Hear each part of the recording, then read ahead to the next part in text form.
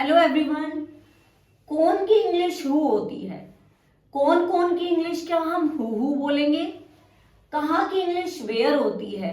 तो कहाँ कहाँ के लिए क्या हम वेयर वेयर को रिपीट करेंगे? धीरे की इंग्लिश स्लो होती है, क्या धीरे धीरे के लिए हम स्लो स्लो वर्ड यूज करेंगे? Hello everyone, welcome back to our YouTube channel. This is English Classes by Preeti Ma'am. Hope you all are fine and doing well. आज की क्लास में हम कुछ ऐसे वर्ड्स को पढ़ेंगे जो रिपीट होते हैं, मेनली आपके इंटेरोगेटिव सेंटेंसेस में रिपीट होते हैं। तो उनकी इंग्लिश क्या होगी वो हम सीखेंगे। इसके साथ साथ कुछ ऐसे वर्ड्स भी होते हैं जिनकी इंग्लिश हमें आती है बट व्हेन दे रिपीट, जब वो रिपीट होते हैं तो हमें समझ नहीं आता, उसके लिए उनके लिए हम क्या यूज करें, कौन सा वर्ड यूज करें। जैसे आपका हो गया कौन कौन, कौन कौन के लिए क्या इंग्लिश होगी, कहाँ कहाँ के लिए क्या इंग्लिश होगी, कब कब के लिए क्या इंग्लिश होगी, किस किस को क्या इंग्लिश होगी, कैसे कैसे इसकी इंग्लिश क्या होगी, क्या क्या इसकी इंग्लिश क्या होगी, क्यों क्यों इसकी इंग्लिश क्या होगी, धीरे धीरे इसकी इंग्लिश क्या होगी, थोड़ा थोड़ा इसको हम कैसे यूज करेंगे, जल्दी जल्दी इन वर्ड्स के लिए हम क्या यूज करेंगे इंग्लिश में, बार बार इन वर्ड्स के लिए हम क्या यूज करने वाले, कौन से वर्ड्स यूज करने वाले हैं, आज हम सीखेंगे एक इजी कॉन्सेप्ट से, जिससे आपका क्या होगा, अगर आप इजी कॉन्सेप्ट से सीखोगे तो चीजें क्लियर होगी और आपकी स्पोकन इंग्लिश एकदम से बेस्ट हो जाएगी, आप इजीली सेंटेंस कंस्ट्रक्ट कर पाओगे। Let's get started without any delay or wasting time. Now we are talking about the WH family words. WH family words अगर हमें सेंटेंस बनाना है, क्वेश्चन इंटेरोगेटिव सेंटेंस बनाना है और वर्ड रिपीट हो रहे हैं, जैसे हमने अभी किया था कौन कौन कहाँ कहाँ, अगर वो रिपीट हो रहे हैं तो उनकी इंग्लिश हम कैसे बनाएंगे। सबसे पहले हम जानेंगे WH जो फैमिली है, WH फैमिली है, वर्ड्स फैमिली है, उनमें कौन कौन आता है। देखते हैं हु की इंग्लिश, कौन की इंग्लिश हु होती है, ठीक है। हुम कहते हैं किसे या किसको, हुज किसका या किसकी या किनका, बट क्या होता है, विच कौन सा होता है या कौन से होता है, व्हेन कब होता है, वेयर कहाँ होता है, वाई क्यों होता है और हाउ कैसे होता है। अब टोटल हमारे होते हैं 9 वर्ड्स। WH फैमिली के जो वर्ड्स होते हैं, क्वेश्चन वर्ड्स होते हैं, वो 9 होते हैं। देखो हमने देखा फर्स्ट 8 तो हमारे WH से स्टार्ट है, लेकिन हाउ WH से स्टार्ट नहीं है, लेकिन मोस्टली जो WH से स्टार्ट है, इसीलिए इसको, इन सभी वर्ड्स को हम क्या बोल देते हैं, WH फैमिली वर्ड्स बोल देते हैं, ठीक है। ये तो हमने जान लिया, लेकिन अगर ये रिपीट होंगे तो कैसे हम इनकी इंग्लिश बनाएंगे, अभी देखते हैं।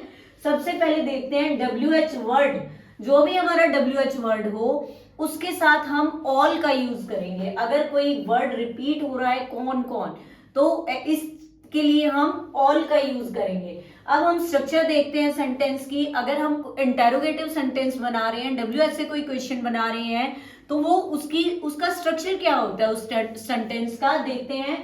सबसे पहले WH आता है, WH वर्ड आता है, फिर हेल्पिंग वर्ब आती है, फिर सब्जेक्ट आता है plus main verb plus question mark, ठीक है। ये हमारा सिंपल सेंटेंस हो गया। अगर मैं पूछूं वो कहाँ गई, तो हम लगाएंगे वेयर डिड शी गो, ठीक है।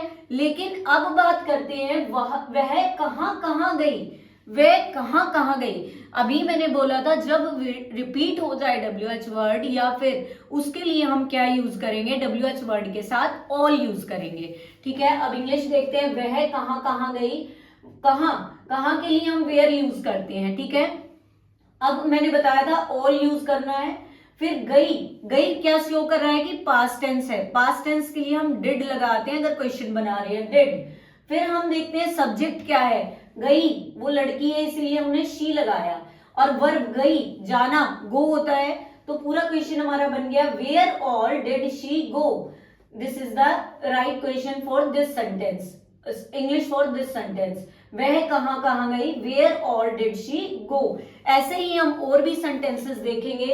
अगर हम पूछे कि वो किस किस से मिली, ठीक है, इस तरह के सेंटेंसेस, वो कहाँ कहाँ गई हमने जान लिया है, इसी तरह के और सेंटेंसेस को हम जानेंगे और इसके अलावा और भी वर्ड होते हैं जैसे धीरे धीरे, ठीक है ना, बार बार। ये वर्ड्स की इंग्लिश हम कैसे बनाएंगे?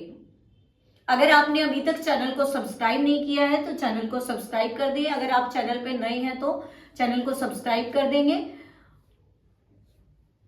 और वीडियो में लास्ट तक बने रहें। अब हम बात करते हैं कॉन्सेप्ट की। अब वह गई की इंग्लिश हो जाती है शी वेंट, यानी पास्ट है गई तो पास्ट में हमेशा सेकेंड फॉर्म लगती है। शी की इंग्लिश हो गई वह की इंग्लिश हो गई शी। उसके बाद है क्या वह गई, तो हम क्या करेंगे? Did she go, helping verb आगे आ जाएगी, फिर सब्जेक्ट आ जाएगा, फिर वर्ब आ जाएगी, क्वेश्चन मार्क हो गया, ठीक है। फिर हम पूछते हैं वह कहाँ गई, वेयर डिड शी गो, ठीक है। वेयर क्वेश्चन वर्ड आ गया, फिर हेल्पिंग वर्ब आ गई, सब्जेक्ट आ गया, वर्ब आ गई, ठीक है। Where did she go. अब बात करते हैं वह कहाँ गई। अब इसके ऊपर आते हैं, हम बात करते हैं, जब मैंने बताया था कहाँ, अगर क्वेश्चन वर्ड रिपीट हो रहा है हिंदी में तो you will use all with that question word. एक बारी क्वेश्चन वर्ड इंग्लिश में यूज करेंगे और उसके साथ ऑल यूज करेंगे। Where all did she go, तो इसकी जो इंग्लिश बन गई वह कहाँ गई, where all did she go. अब ऐसे ही एग्जाम्पल मैं आपको करवाती हूं जिससे आपको बिल्कुल जो कॉन्सेप्ट है क्लियर हो जाएगा कि अगर क्वेश्चन वर्ड रिपीट होता है तो आप कैसे इंग्लिश बनाएंगे। Let's see. उसने क्या क्या देखा, उसने क्या क्या देखा, ठीक है। ये सेंटेंस देखा पास्ट का सेंटेंस है, तो हम पास्ट में क्या करते हैं, अगर क्वेश्चन बनाते हैं, इंटेरोगेटिव सेंटेंस है तो डिड का यूज करते हैं, डिड हेल्पिंग वर्ब का।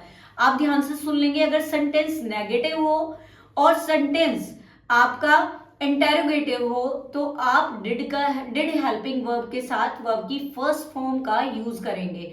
अफर्मेटिव में पास्ट में है तो आप सेकेंड फॉर्म यूज कर सकते हैं, लेकिन आप अगर सेंटेंस इंटेरोगेटिव है, नेगेटिव है, पास्ट का सेंटेंस है, you will always use did plus first form of the verb. अब ये बात करें उसने क्या क्या देखा, वट, क्या की इंग्लिश वट होती है, ऑल यूज कर लेंगे, what all did he see, what all did he see, तो ये हमारा सेंटेंस बन गया। नेक्स्ट देखते हैं तुमने क्या क्या खरीदा, तुमने क्या क्या खरीदा। अब क्या की इंग्लिश सबको पता है कि वट होती है, what all did you buy, खरीदने की इंग्लिश बाय होती है।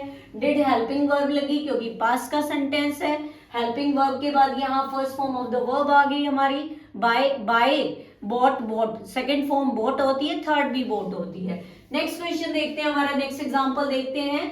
छुट्टियों में तुम कहाँ घूमने गए, छुट्टियों में तुम कहाँ घूमने गए, ये भी हमारा पास्ट का सेंटेंस है तो डिड हेल्पिंग वर्ब तो यूज होगी ही होगी। तो अब कैसे आएगा, कहाँ की इंग्लिश वेयर है आपको पता है, लेकिन कहाँ रिपीट हो रहा है तो हम कैसे उसको लिखेंगे, where all did you go during the holidays, ठीक है। Where all did you go during the holidays, ठीक है। नेक्स्ट देखते हैं, पार्टी में तुम किसे किसे बुलाओगे, फ्यूचर का सेंटेंस है, ठीक है ना। तो फ्यूचर में हम क्या लगाते हैं, विल शैल का यूज करते हैं हेल्पिंग वर्ब में। अब हमें पता है किसे की इंग्लिश होती है whom, लेकिन किसे की इंग्लिश क्या होती है, क्या हम whom यूज करेंगे, बिल्कुल भी नहीं। We will use whom all, यहां हम लगा देंगे helping verb will you invite to the party. I am repeating the sentence, whom all will you invite to the party, ये हमारा सेंटेंस इंग्लिश में कन्वर्ट हो गया।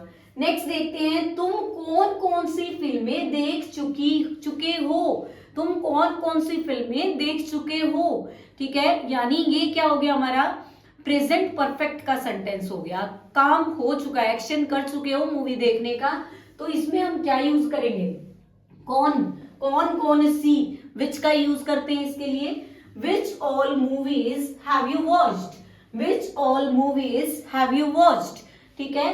लास्ट एग्जाम्पल है इसका, तुम कब वहां जाते हो, तुम कब वहां जाते हो क्या शो कर रहा है कि ये प्रेजेंट टेंस है, तो प्रेजेंट टेंस में हम क्या यूज करते हैं, अगर हम क्वेश्चन बनाते हैं तो डू डज का यूज करते हैं, ठीक है ना।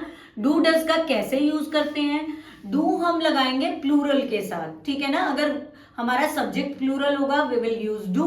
अगर हमारा सब्जेक्ट सिंगुलर होगा तो हम डज का यूज करेंगे, लेकिन उनके साथ भी first form of the verb ही लगाएंगे।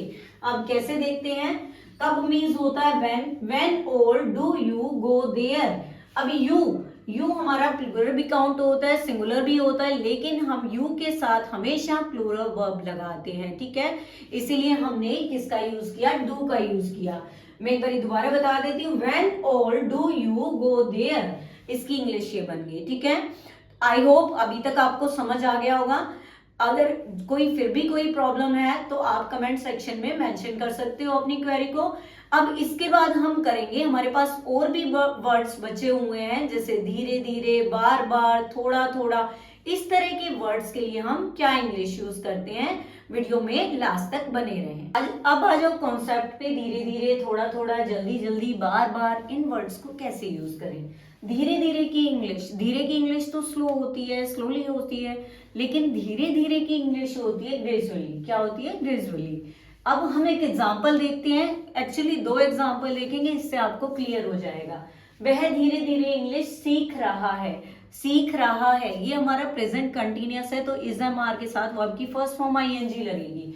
He is gradually learning English, he is gradually learning English, कि वो धीरे धीरे इंग्लिश सीख रहा है। अगर आपको ये बताया जाता कि वो इंग्लिश सीख रहा है, ही इज लर्निंग इंग्लिश, हम सिंपल बोल देते, लेकिन अब आ गया धीरे धीरे इंग्लिश सीख रहा है, तो he is gradually learning English, ठीक है। नेक्स्ट एग्जांपल देखते हैं, धीरे धीरे सब कुछ ठीक हो जाएगा। ये हमारा क्या है, डेली यूज का सेंटेंस है। हम बोलते हैं चिंता मत करो, धीरे धीरे सब कुछ ठीक हो जाएगा। ऐसे हम किसी को कंफर्ट करते हैं, सांत्वना देते हैं, हम किसी को सांत्वना देते हैं हम किसी को, तो ऐसे ही हम यूज करेंगे, धीरे धीरे सब कुछ ठीक हो जाएगा। इंग्लिश कैसे होगी, धीरे धीरे, अभी मैंने बताया we will use gradually word, gradually everything will be fine, gradually everything will be fine, कि सब कुछ ठीक हो जाएगा, ठीक है। नेक्स्ट कॉन्सेप्ट आ जाता है हमारा थोड़ा थोड़ा, थोड़ा थोड़ा, थोड़ा होता है लिटिल, थोड़ा थोड़ा क्या होगा, थोड़ा थोड़ा का होगा हमारा लिटिल बाय लिटिल, इंग्लिश में बोलेंगे little bye little. Let's see the example of this. थोड़ा थोड़ा करके उसने बहुत पैसा बचा लिया, थोड़ा थोड़ा करके उसने बहुत पैसा बचा लिया, यानी सेंटेंस हो गया पास्ट का, पास्ट में हमारे लगेगा वर्ब की second form. Little by little he saved a lot of money. I am repeating the sentence. Little by little he saved a lot of money. Let's see the next example for थोड़ा थोड़ा। थोड़ा थोड़ा करके वह अंग्रेजी या English बोलने लगा, थोड़ा थोड़ा करके वह अंग्रेजी बोलने लगा, ठीक है। ये भी हमारा पास्ट हो गया। Little by little he started speaking English. I am repeating the sentence. Little by little he started speaking English. आपको सिर्फ क्या करना है, इन सेंटेंसेस की प्रैक्टिस करनी है, क्योंकि प्रैक्टिस से ही चीजें आती हैं। ये नहीं है हमने कहीं मूवी में पढ़ लिया, मूवी में देख लिया सॉरी, और कोई न्यूज़पेपर में रीड कर लिया तो हमें इंग्लिश आ जाएगी। व्हेन वी स्पीक, जब हम बोलते हैं तभी हमें आता है। चाहे एक बार ही कोशिश करो, चाहे वो गलत हो सही हो, थोड़े टाइम के बाद अपने आप करेक्ट हो। Let's see the next word, जल्दी जल्दी। जल्दी जल्दी को हम बोलते हैं क्विकली। जब हम सेंटेंस देखते हैं, जल्दी जल्दी अपना होमवर्क खत्म करो, finish your homework quickly, we will use quickly for जल्दी जल्दी, ठीक है। नेक्स्ट एग्जांपल इज जल्दी जल्दी तैयार हो जाओ, get ready quickly, we can say get ready quickly. अब बात करते हैं बार बार की। बार बार के लिए हम 3 वर्ड यूज करेंगे, 3 तरह के वर्ड हम यूज कर सकते हैं बार बार के लिए। देखते हैं, अगेन एंड अगेन, ठीक है, over and over. Next last word is repeatedly. अब इनमें क्या डिफरेंस है, आप सोचोगे कि अगेन एंड अगेन लगा लेंगे तो हमें क्या जरूरत है रिपीटेडली की या ओवर एंड ओवर, लेकिन ऐसा नहीं है। जो अगेन एंड अगेन जो वर्ड है या ओवर और एंड ओवर जो वर्ड है वो हमारे होते हैं इनफॉर्मल। आम भाषा में हम बात करते हैं तो इन वर्ड्स का हम यूज करते हैं। अगर हम फॉर्मल वे में बात कर रहे हैं तो हम वर्ड का यूज करेंगे जो अगर बार बार के लिए आ रहा है रिपीटेडली, रिपीटेडली का हम यूज करेंगे। लेट्स सी द एग्जांपल, ताकि आपको जो कॉन्सेप्ट है वो और क्लियर हो जाए। उसने मुझे बार बार कॉल किया, उसने मुझे बार बार कॉल किया, ये तो हमारा क्या है, एक इनफॉर्मल वे में है। और अनौपचारिक तरीके से पूछा जा रहा है, बोला जा रहा है, he called me again and again, we can say he called me again and again। अगर हम again and again की तरह अगर हम क्या यूज कर ले, ओवर एंड ओवर यूज कर ले तो भी रॉन्ग नहीं होगा। We can say he called me over and over, ऐसे भी हम यूज कर सकते हैं। नेक्स्ट सेंटेंस देखते हैं, नेक्स्ट एग्जांपल, वह वही फिल्म बार बार देखती है, वह वही फिल्म बार बार देखती है। She watches the same movie over and over. ये ओवर एंड ओवर का मैंने एग्जाम्पल दे दिया ताकि आपको क्लियर हो जाए। इसकी जगह हम अगेन एंड अगेन भी यूज कर सकते हैं क्योंकि ये दोनों ही बातें इनफॉर्मल है। She watches the same movie over and over. अब हम देखते हैं नेक्स्ट सेंटेंस, नेक्स्ट एग्जाम्पल। क्योंकि 3 वर्ड है इसीलिए हमने एग्जाम्पल भी 3 लिए हैं। उसने बार बार वही सवाल पूछा। अब देखो ये किसी जगह पे पूछा होगा, ऐसी फॉर्मल जो कोई ऑफिसेस वगैरह है या कहीं है ऐसी जगह पे उसने पूछा होगा, क्लास में पूछा होगा, तो हम इसको फॉर्मली मानेंगे। तो फॉर्मली मानेंगे तो उसके लिए हम रिपीटेड वर्ड यूज करेंगे। Let's see the English. He repeatedly asked the same question. He repeatedly asked the same question. उसने बार बार वही सवाल पूछा। He repeatedly asked the same question. I hope आपको क्लास अच्छी लगी होगी। अभी मैं आपके लिए 2 क्वेश्चन देती हूँ, प्रैक्टिस क्वेश्चन देती हूँ जो आपको अटेम्प्ट करने हैं और उनके आंसर आपको कमेंट सेक्शन में लिखने हैं। फर्स्ट क्वेश्चन इज, मैं थोड़ा थोड़ा करके पैसे बचा रहा हूँ। ठीक है, आपको इंग्लिश में कमेंट सेक्शन में इसको इंग्लिश ट्रांसलेट करके लिखना है। नेक्स्ट इज, हम धीरे धीरे सीख जाएंगे। ठीक है, इन दोनों सेंटेंसेस की इंग्लिश आप, अगर आपने आज की वीडियो से कुछ सीखा है ना, तो आप जरूर इन दोनों सेंटेंसेस की इंग्लिश आप कमेंट सेक्शन में अपने नाम के साथ मेंशन करेंगे ताकि मैं आपको मेंशन कर सकूं, आपके नाम को मेंशन कर सकूं नेक्स्ट वीडियो में कि इन बच्चों ने आंसर दिया। ठीक है, मैं आपका नाम बताऊंगी उसमें कि इन बच्चों ने आंसर दिया है। If you found this video helpful, don't forget to subscribe my channel, share and like my videos. See you soon in the next video. Till then, take care. Goodbye.